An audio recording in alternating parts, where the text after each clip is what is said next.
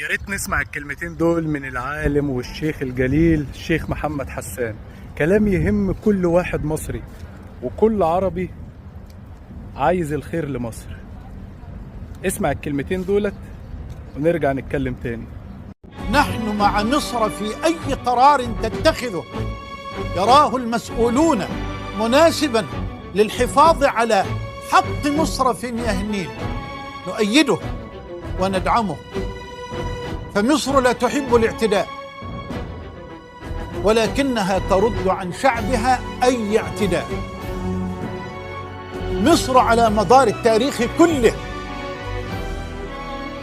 لا أقصد التاريخ الإسلامي بل التاريخ الإنساني كله، لم تكن مصر أبدا معتدية على أحد.